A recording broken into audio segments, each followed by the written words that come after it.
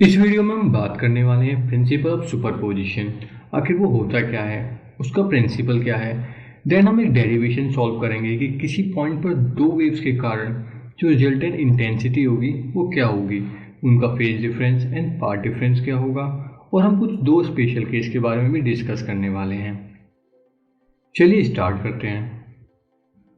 सबसे पहले बात करते हैं प्रिंसिपल ऑफ सुपरपोजिशन की। इसको हम ऐसे समझते हैं, किसी भी टाइम पर नंबर ऑफ वेव्स किसी एक पॉइंट पर आकर मिल रही हैं, तो उस जो पॉइंट पर जो डिस्प्लेसमेंट होगा उन नंबर ऑफ वेव्स के कारण वो उन अलग अलग वेव्स के डिस्प्लेसमेंट के वेक्टर सम के इक्वल होगा। मान लेते हैं ये कोई वेव है y1 एंड अनदर वेव है y2। मान लो इस तरह से मिलती हैं, इसका ये पॉइंट इसके इस पॉइंट से मिल रहा है यहाँ पर, तो यहाँ पर जो डिस्प्लेसमेंट होगा y वो सुपरपोजिशन प्रिंसिपल के अकॉर्डिंग क्या होगा, y1 प्लस y2, मगर इनके वेक्टर सम के इक्वल होगा। आई होप सुपरपोजिशन का प्रिंसिपल आपको क्लियर हो गया होगा। अब बढ़ते हैं इसके डेरिवेशन की ओर। जो रिजल्टेंट इंटेंसिटी है ड्यू टू सुपरपोजिशन किसी पॉइंट पर क्या होगी, इसे एक विजुअल से समझते हैं। यहाँ पर दो वेव्स आ रही हैं जो किसी एक पॉइंट P पर आकर मिल रही हैं, और इस पॉइंट पर हमें इंटेंसिटी निकालनी है इन दोनों वेव्स के कारण, जो एक S1 लाइट सोर्स से आ रही है और दूसरी S2 लाइट सोर्स से आ रही है। स्लिट्स और जो पर्दा है उसके बीच की दूरी d है। पॉइंट P पर इंटेंसिटी निकालने के लिए हम पहले पॉइंट P पर डिस्प्लेसमेंट निकालेंगे।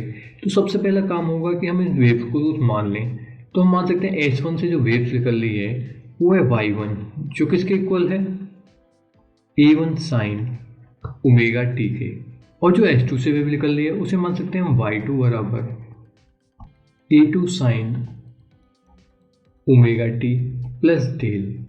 अकॉर्डिंग टू सुपरपोजिशन प्रिंसिपल हमारे पास जो y आएगा वो कितना आएगा, y1 plus y2। Next slide में हम इस डेरिवेशन को सॉल्व करते हैं। हमारे पास फर्स्ट वेव आती है y1 बराबर a1 sine omega t, and second wave आती है y2 बराबर a2 sine omega t plus del. तो according to superposition principle y equal to y1 plus y2, then a1 sine omega t plus a2 sine omega t plus del. इसको हम sign a plus b के फॉर्मूले से खोल सकते हैं, बराबर a1 sine omega t plus a2 sine a cos भी मतलब sine omega t cos del plus a2 cos omega t sine del. हम देख रहे हैं यहाँ पर कि फर्स्ट टू टर्म में से साइन ओमेगा टी कॉमन ले सकते हैं हम, तो क्या आएगा साइन ओमेगा टी, एंड अंदर हमारे पास बचेगा a1 plus a2 cos del, and last term हमारे पास बचेगा a2 cos omega t sine del. इसे फर्दर सॉल्व करने के लिए हमें कुछ मानना पड़ेगा। हम यहाँ पर मानते हैं a1 plus a2 cos del को r cos theta and a2 sine del को r साइन थीटा।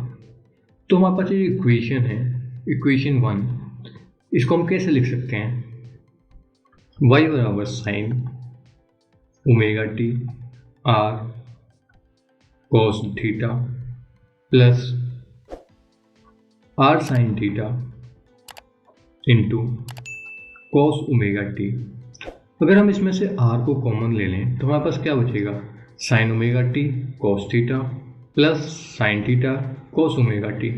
ये दोबारा से साइन ए प्लस बी का फॉर्मूला बनता है, तो हमारे पास क्या बचेगा, sign omega t plus theta.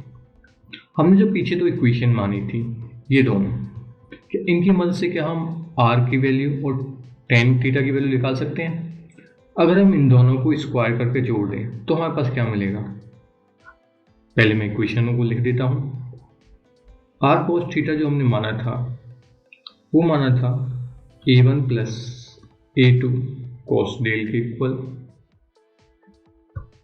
And R sine theta माना था हमने A2 साइन डेल के इक्वल।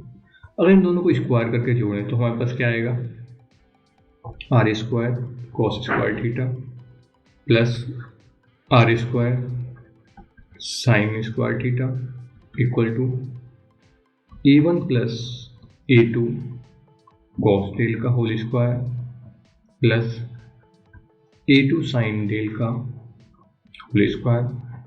अगर हम यहाँ पर आर स्क्वायर को कॉमन ले लें तो हमारे पास क्या बचेगा, cos square theta plus sine square theta, जिसकी वैल्यू 1 होती है। तो हमारे पास यहाँ पे आएगा आर स्क्वायर बराबर A1 square plus A2 square cos square del plus 2A1 A2 cos del plus A2 square sine square del. अगर इन दोनों टर्म से हम A2 स्क्वायर को कॉमन ले लें तो हमारे पास क्या बचेगा, cos square del plus sine square del, जिसकी वैल्यू कितनी होती है 1।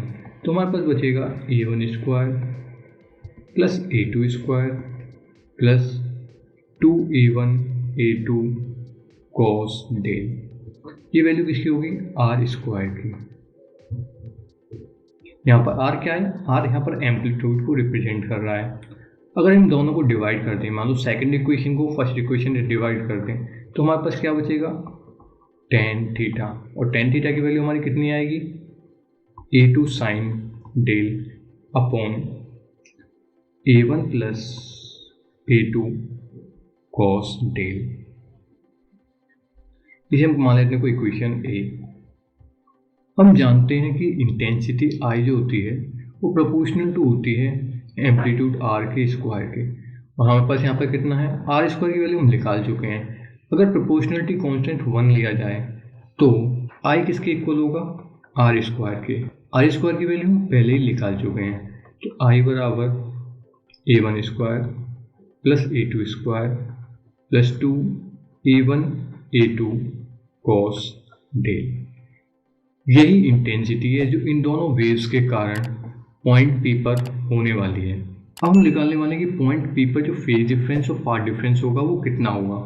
हम जानते हैं कि अगर पाथ डिफरेंस दो वेव्स के बीच में लैम्डा हो, उनके बीच में जो फेज डिफरेंस होगा वो कितना होगा, 2 पाई। अगर उनके बीच में पाथ डिफरेंस x हो तो फेज डिफरेंस कितना होगा, 2 pi by lambda into x. अब हम समझते हैं कि पाथ डिफरेंस होता क्या है। यहाँ से दो वेव्स चल रही हैं, एक ये वाली और दूसरी ये वाली। अगर यहाँ से परपेंडिकुलर लगाएं तो कह सकते हैं कि इस वेव को, जो सेकंड वेव है जो H2 सोर्स से निकली है, उसे ज़्यादा ट्रेवल करना पड़ा एज कम्पेयर टू जो H1 सोर्स से निकली है। तो इनके में पाथ डिफरेंस क्या होगा, ये जो एक्स्ट्रा इसने दूरी तय करी, ये क्या होगा, इसका पाथ डिफरेंस। हम इन दोनों के बीच के पाथ डिफरेंस को लिख सकते हैं H2P माइनस S1P, क्योंकि मैंने पहले बताया कि H2P ज़्यादा है, S1P कम है। अगर इनके बीच का फेज डिफरेंस लिखना चाहें तो वो कितना आ जाएगा, फेज डिफरेंस को कैसे रिप्रेजेंट करते हैं, डेल से। क्या आएगा, 2 पाई बाई लैम्डा। अब एक्स की वैल्यू है कितनी है, H2P माइनस S1P। तो ये होगा इन दोनों के लिए path difference and phase difference. I hope ये दोनों आपके क्लियर हो गए हों। अब आते हैं एक स्पेशल केस की ओर। हम जो इंटेंसिटी आई की वैल्यू निकाली थी वो कितनी आई थी हमारी, A1 square plus A2 square plus 2A1 A2 cos del. यहाँ पर डेल क्या है, फेज डिफरेंस। अगर डेल की वैल्यू 0, 2 पाई,